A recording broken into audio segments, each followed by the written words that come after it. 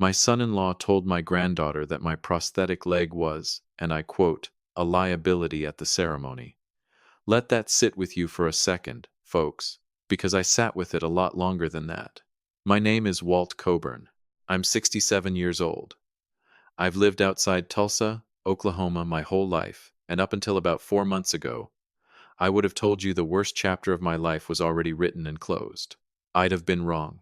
Welcome back to the channel, friend. Grab your coffee, get comfortable, because this one's going to take a while to tell right, and I want you here for every minute of it. If you're new, hit that subscribe button. And if you've got a story of your own rattling around in you, drop it in the comments. I read every single one. Let me set the scene first, because that's where the whole thing cracked open. It was a Sunday brunch at the Silver Oak Country Club out past Jenks, the kind of place with cloth napkins folded into little fans and a matron who calls you sir like he's being paid extra for it, which he probably is.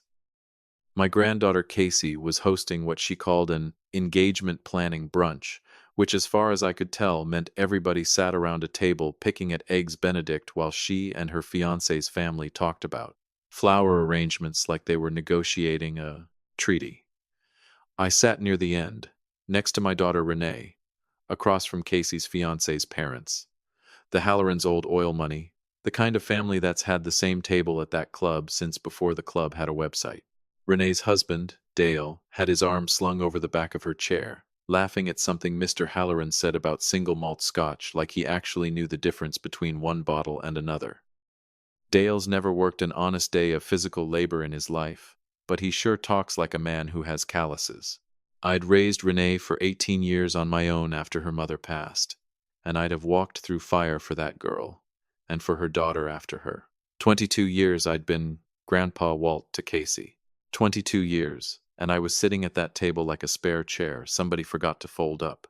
The server came around with the coffee carafe, and I reached out to steady my cup, and that's when I saw Casey's eyes drop not to my face, not to my hand, down to my leg, to the way my dress slacks bunched up funny at the knee where the prosthetic joint sits. I've had 11 years to get used to people noticing. I never really got used to it. Casey's face did this little thing, this flinch, like she'd swallowed something gone bad. Grandpa, she said, quiet, careful, like she'd rehearsed the opening line. I love you so much. But we need to talk about the ceremony. The table went still. Mrs. Halloran got very interested in her mimosa. It's just the walk down to the gazebo. It's on grass, uneven ground, and with your leg, she stopped, started again. The photographer said if you stumble, or if the brace shows under your pants in the pictures, it's going to look. She didn't finish it. She didn't have to. Dale offered to walk me down instead, she said. He's steady. He knows how to move for the cameras. And Bradley's family is going to have 3 photographers there, Grandpa. This is going to be in a magazine spread, and I don't want anything to be a distraction. A liability. That's the word Dale had used to her, she told me later, like he was talking about a used car with a bad transmission. Not a person who'd carried her on his shoulders at the state fair. A liability. Nobody at that table said a word in my defense. Dale had the decency to study his eggs like they'd insulted him personally. Renee didn't look uncomfortable at all. Renee looked relieved, the way you look when a chore's been handed off to somebody else. I looked down at my coffee cup, and I want to tell you I said something. Some perfect line that put the whole table in its place. I didn't.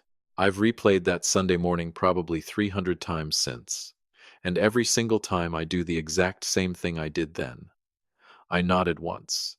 I folded my napkin the way my own father taught me, corner to corner, and I set it beside my plate, and I stood up slower than I used to, on account of the leg, but I stood up, and I walked out of that dining room without saying one word. You give a family 22 years of Saturdays, and they hand you back a seat in the parking lot. Route 75 doesn't care that your chest just caved in. I drove home with the radio off. 40 minutes of nothing but my own breathing, and the hum of the tires. My hand on the wheel where I could see it, the good one. The one that still bends right, and I kept glancing over at the seat beside me where the cane usually rides when I'm not driving, like it had done something wrong just by existing. I didn't cry. I want that on the record. Walt Coburn does not cry on Route 75 in broad daylight. But something sat in my chest the whole ride home, heavy as a sandbag, all the way back to my place outside Bixby, modest little house, 3 bedrooms, more than a man living alone needs, but it's paid for free and clear, and paid for is a word that means something to me.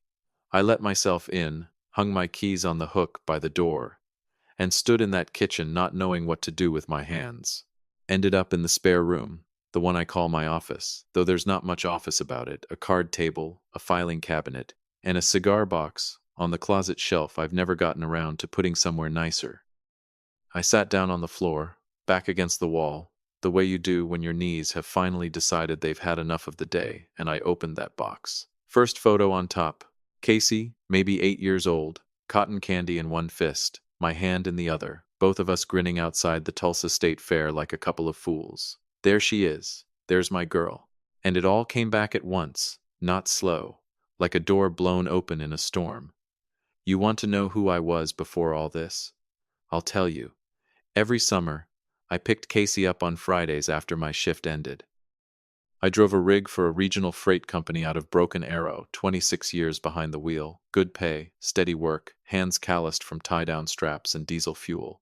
I'd still have my work boots on, ball cap pushed back, and she'd come running across the yard hollering, "Grandpa," like I'd been gone a month instead of a week on the road.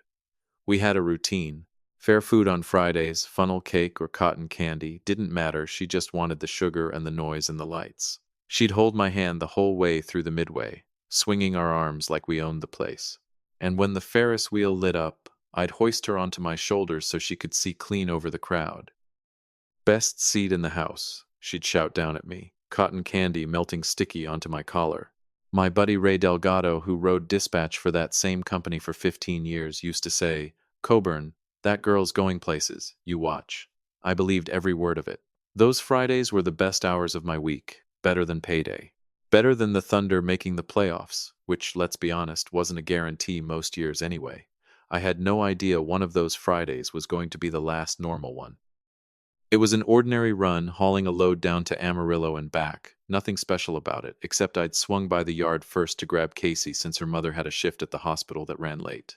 She'd been in that yard 100 times. Everybody knew her by name. She was sitting up in the cab, drawing on a notepad while I did my pre-trip check underneath the trailer. I heard the sound before I understood it. A groan of metal, then a bang I felt in my back teeth. A support jack on a neighboring rig, not even mine. Just parked wrong, chalked wrong. Somebody else's mistake gave out, and 18,000 pounds of freight came down sideways, and it was coming down right toward that cab. Right toward her door. Casey. There wasn't a thought in my head. Not one single word. My body just moved. I got under that trailer edge in maybe a second and a half, and threw my leg and hip into the gap, wedged myself between the falling steel and her door, took the weight where my leg meets my body because that's what I had to give. I don't remember the pain the way you'd think. I remember Ray's voice screaming my name from somewhere far off. I remember the smell of hot metal and diesel, and something underneath that I still can't name. I remember Casey underneath that dash, screaming, completely unhurt. Not one scratch.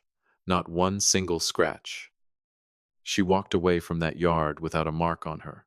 I didn't. They got the leg above the knee 8 days later. Infection had already set in by the time they got me stable enough for surgery. Ray drove 4 hours round trip every single day that week just to sit with me in that hospital room, and to this day he still calls me every year on the anniversary. Some things a man doesn't stop caring about, even when he wasn't the one who got hurt. I'd do it again. 1,000,000 times over. I'd do it again. That was never the question. The question, the one nobody bothered to ask me for 11 years, was what it would cost me after. You'd think a man losing his leg for his granddaughter would earn him something. Gratitude. A little grace. The benefit of the doubt. At minimum. Instead, my daughter Renee filed something almost as final. Not divorce, she wasn't married to me, obviously, but she filed to have herself named Casey's primary guardian for insurance and school purposes, cutting the informal arrangement we'd had where I helped raise that girl half the week while Renee worked doubles at the hospital. I remember sitting in a lawyer's office downtown, my legs still healing, still learning how to walk on a training prosthetic that didn't fit right yet, and Renee wouldn't look at the empty space where my leg used to be. "You had her in that yard, Dad. Flat. Cold. Like she'd practiced it in a mirror, same as Casey would, 11 years later." Reckless, she called it. I nearly laughed. Would have laughed if it hadn't hurt so much just to breathe deep. Renee, I threw myself under a load of steel too. I know what you did. She cut me off sharp. I know exactly what you did. And that was the thing. She did know. Knew better than anybody alive. That's what made it so much worse. This wasn't ignorance talking. This was guilt wearing anger like a Halloween mask. Because it's a whole lot easier to be furious at somebody than to sit with the fact that you weren't the one who saved your own kid. She kept Casey close after that, and I got weekends, then every other weekend, then less than that. The way ice melts so slow, you don't notice the puddle till you're standing in it. And somewhere in those years, Renee started rewriting the story without ever meaning to lie, exactly just softening her own part and sharpening mine. Casey at 11 asking me, "Why'd you let that happen, Grandpa?" Not, "What happened to you? Why did you let it happen?" 11 years of Renee having that girl's ear every single day. You do the math on whose version of the story was going to win out. The lawsuit against the freight company and the outfit that owned that neighboring rig took almost 4 years to settle. Landmark case, improper load securing, falsified safety logs, the whole ugly truth of how two companies let cut corners turn into a man's leg. I won. One big enough to change a family's whole trajectory. I never touched a dime of it for myself. I know how that sounds. My own attorney thought I'd lost my mind. "Walt, you could buy a ranch outright. You could retire tomorrow, first class." And I sat there in his office in the same steel-toed boots I'd worn my whole working life, and I said no. Because somewhere in the back of my skull, Renee's voice was still going. Reckless. If I spent that money on myself, wasn't that just proof she'd been right about me? So I put every dollar into a locked, discretionary trust, the kind where the money's protected from everybody, including, if I'm honest, my own instinct to just hand a granddaughter the world, managed by me alone, set to release at her milestones. 25th birthday, wedding, a house down the road, if she ever wanted one. I kept driving freight a few more years, then took a lighter run, local deliveries, on account of the leg, kept the same paid-off house. Drove a used Ford F-150 with 160,000 miles on it that I maintained myself in my own garage. Because I wasn't paying a mechanic for work these two hands could still do fine. Folks probably thought I was just tight with money. Let them think it. Truth was, I was saving every dollar I never spent for a girl who by then could barely stand to look at what my body had become for her sake. Renee remarried when Casey was 16. Dale Whitfield, always in a blazer, even mowing the lawn, which he did maybe twice a year for show. Called himself a commercial real estate consultant, which in my experience is what a man says when he doesn't actually have clients. Didn't think much of him at first. Figured him for harmless. Charming the way a timeshare pitch is charming but harmless. I was wrong about that too.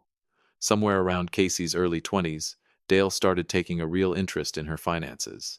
Not mine, he knew that trust was locked up tighter than a bank vault, and he wasn't getting past me on it directly, but her future access to it.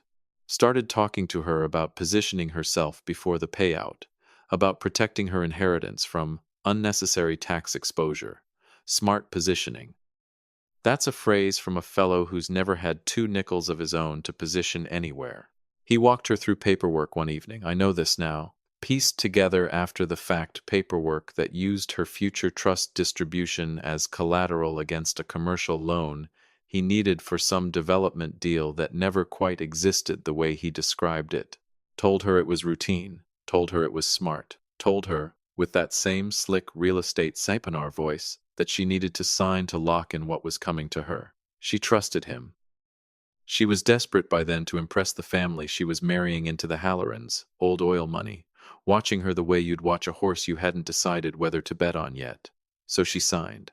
Had no idea what she was signing away, and I had no idea, at the time, what he was building, brick by brick, lie by lie, on top of a trust I'd given a leg for.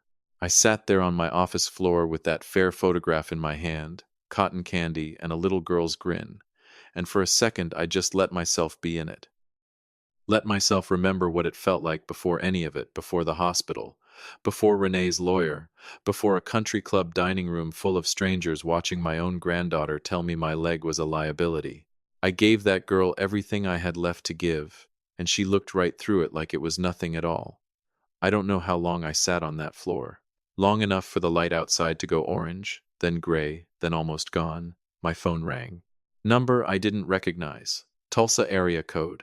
I almost let it go to voicemail. A man who loses a leg for his granddaughter for free is not about to fund her wedding on a lie. That's what I decided, sitting there in the dark with that phone buzzing in my hand. I want you to remember that line, friend, because everything after comes out of it. I answered. Mr. Coburn? Hi, this is Amber. I'm the events director out at Silver Oak Country Club for your granddaughter's wedding reception. I'm so sorry to bother you this late. Here we go. We're having an issue with the deposit installment. The wire transfer from your attorney's office was declined this afternoon, and our bank flagged the funding source as blocked entirely. The bride's mother said to call you directly, that you'd handle it.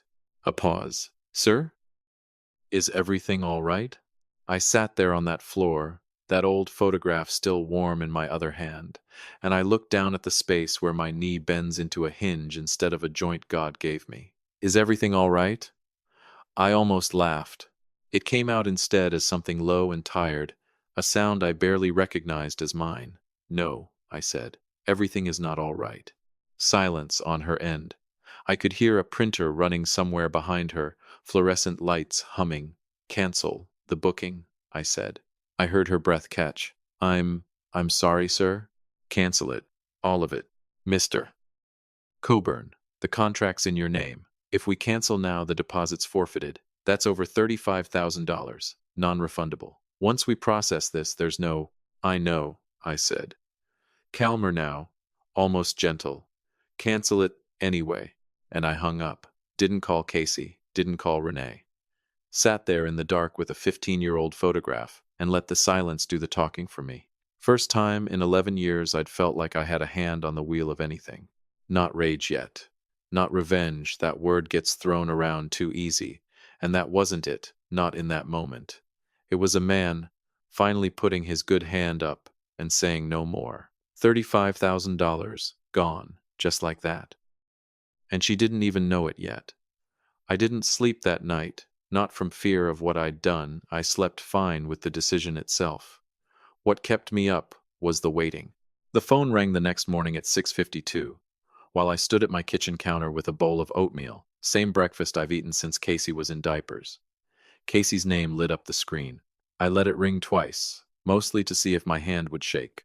It didn't. Grandpa, what did you do? The venue called Mom. They said you canceled everything. Is that true? There it is. Not are you okay? Not I'm sorry about brunch. Just what did you do to my wedding? It's true, I said. Why would you do that? Her voice cracked, and for 1/2 of 1 second I felt the old pull, the instinct that had run my whole life as her grandfather: fix it, make it better, apologize even when you weren't the one who did wrong. I didn't say sorry. You told me a liability sits in the back at your ceremony, I said. I'm just giving that liability a little more room back there. She went quiet. I could hear her breathing, uneven, and behind her, Renee's voice, muffled, asking what was happening. You're being cruel, Casey finally said. Cruel. That word landed behind my ribs and sat there, ugly. No, sweetheart, I said, steadier than I expected. I'm being finished. I hung up before she could answer. Here's something you ought to know about a discretionary trust, friend. It's a legal vault. I built mine to protect Casey from other people, and if I'm honest, from my own instinct to hand her the world without asking a single question. Because it's discretionary, that means every dollar outruns through me, and only me. But Dale was slick. He'd talked Casey into signing paperwork using her future milestone payouts as collateral guarantee on a commercial loan, and a bank won't take a discretionary trust as collateral unless the trustee signs off. Me, he knew I'd say no, so he forged my signature on the guarantee. Figured he'd use the wedding gift money and Casey's 25th birthday distribution to quietly clear the debt before anybody noticed. He miscalculated. Monday morning I called my attorney, a sharp woman named Denise Alvarez, and told her to freeze every wedding-adjacent distribution. By Wednesday, the dominoes were falling. The florist, the string quartet, the catering hall all hit a wall, invoices bouncing back marked insufficient funds. I didn't stop there. I also pulled the trust backing off the bridge loan Renee and Dale were using to cover the gap between their income and the life they were living. Instead of calling to ask what was happening, Renee and Casey went public.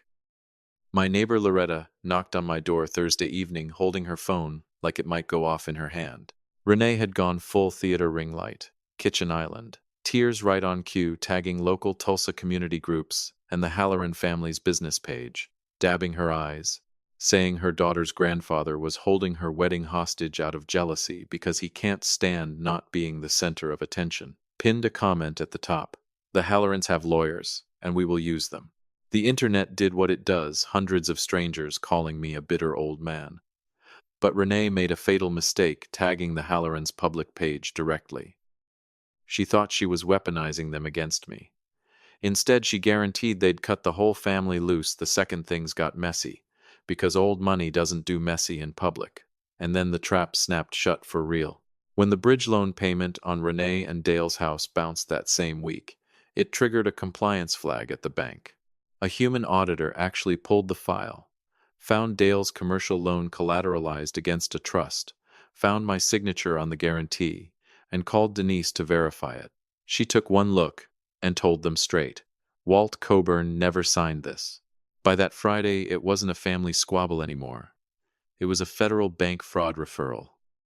The bank froze Dale's business accounts and called his commercial loan due in full.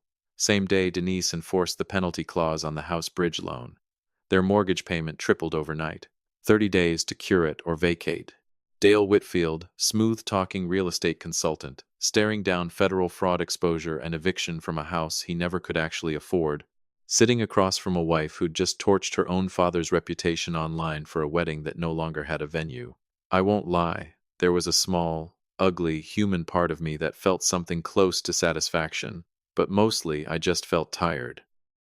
I want you to understand, friend, this wasn't me sitting in some dark room pulling strings like a villain in a movie. Mostly it was quiet. I went to work, ran my lighter delivery route same as always, came home, sat alone some nights at the counter at Ron's Hamburgers off 71st with a basket of onion rings, because a man does that sometimes just to remember what normal feels like. Loretta kept me updated on the online circus, whether I asked for it or not. God bless her.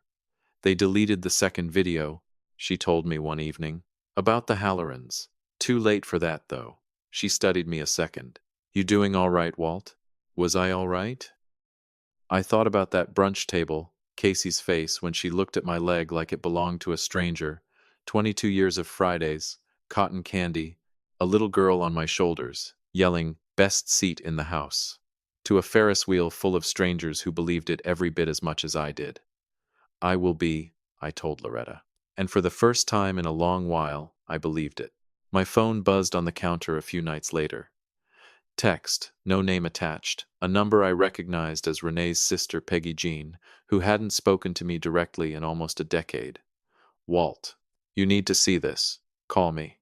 I stared at that message a long moment. Whatever this was, it wasn't going to be good news.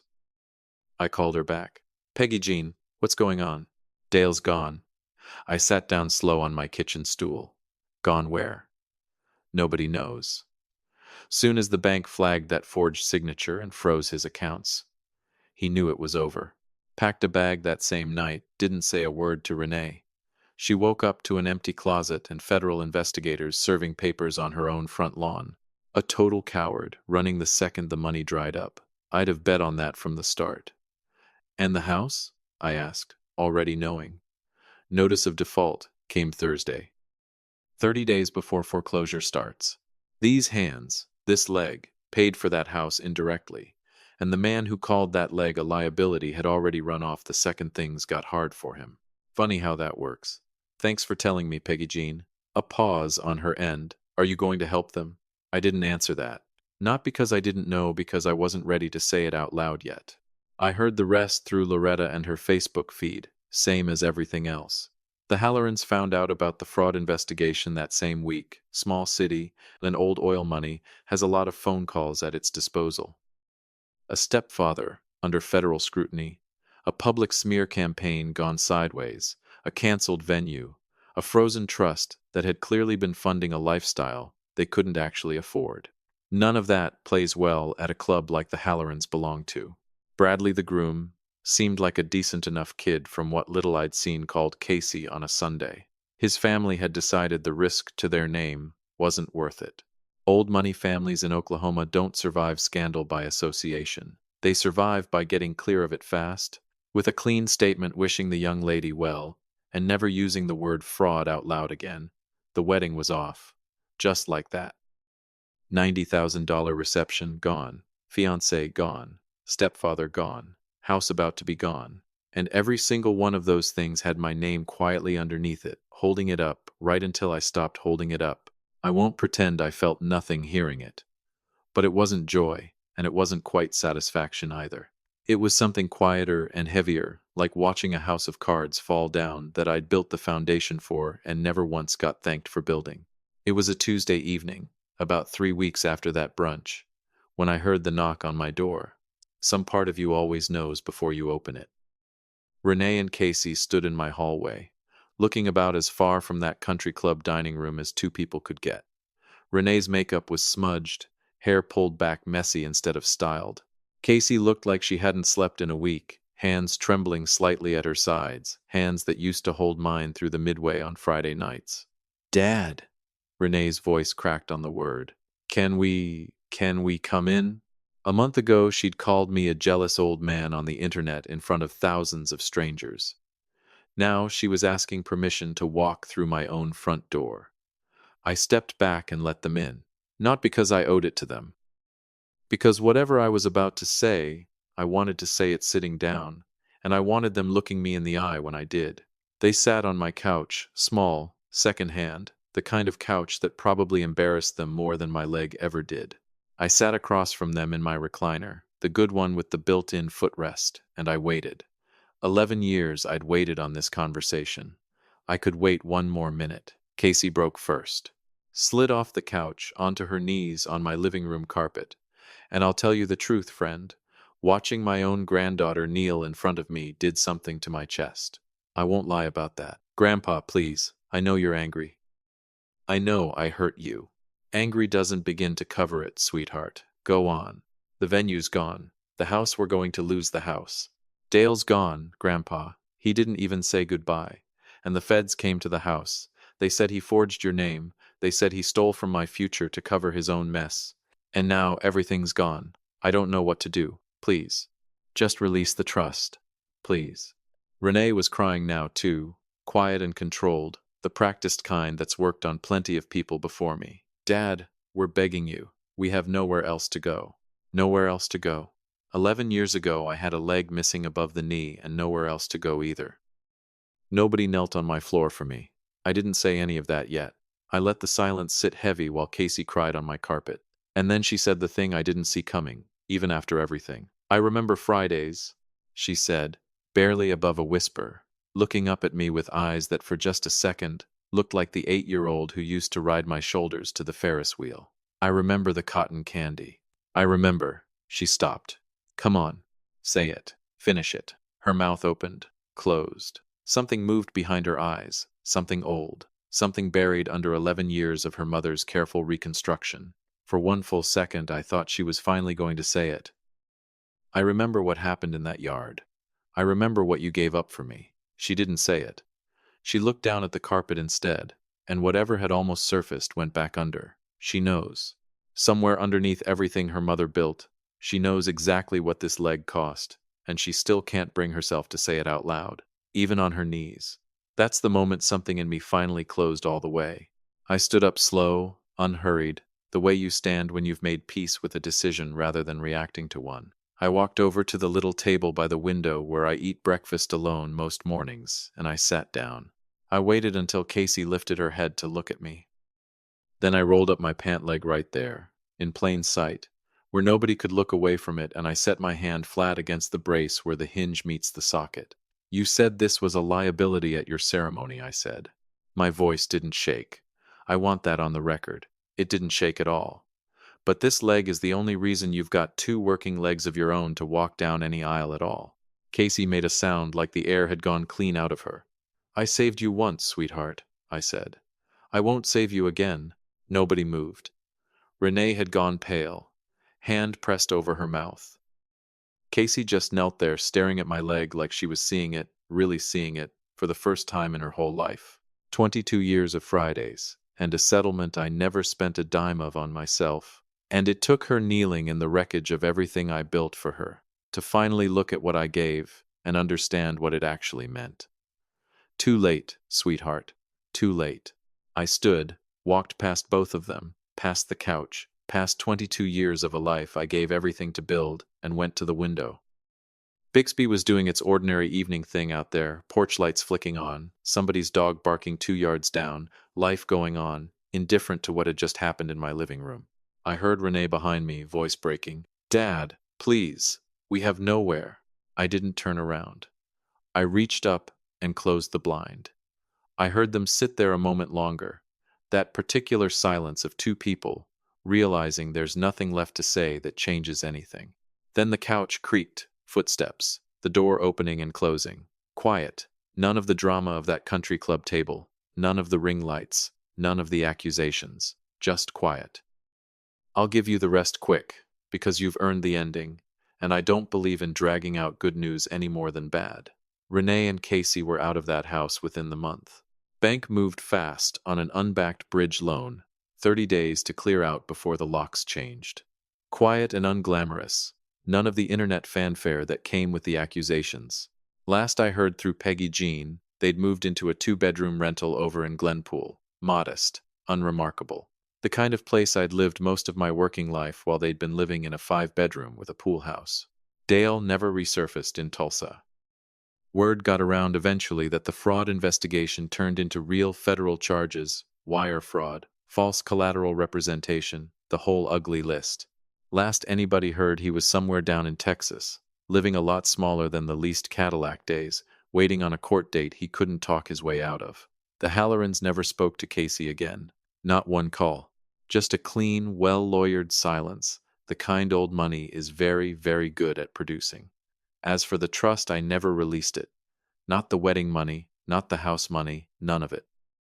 Denise restructured the whole thing so that nobody but Casey herself, as a grown woman making her own honest choices someday, could ever touch it.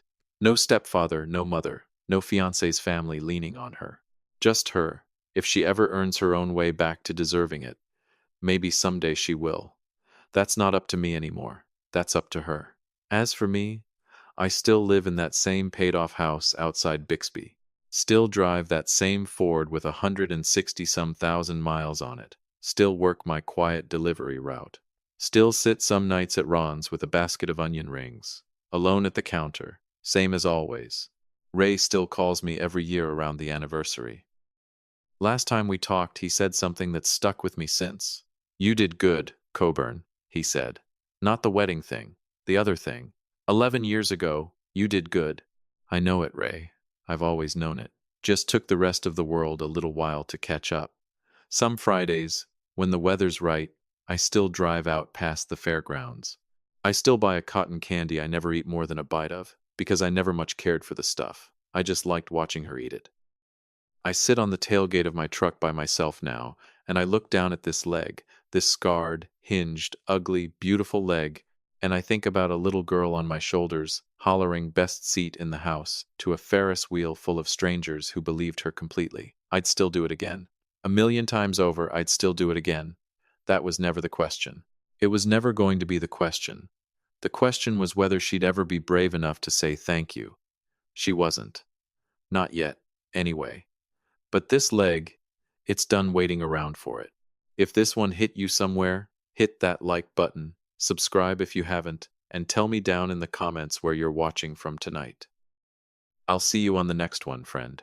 Here's a different angle on the same story, since you've already got one version. The people who love us the loudest in a crisis aren't always the ones who show up quietest, every ordinary day after. Real devotion looks less like a grand rescue and more like still being there years later, unglamorous, unthanked, doing the dishes and paying the bills. If somebody like that is still standing beside you, tell them today, don't save it for a eulogy. A small note for you. This story was written and fictionalized by AI purely for entertainment, though we hope it left you with a genuine, positive thought to carry with you.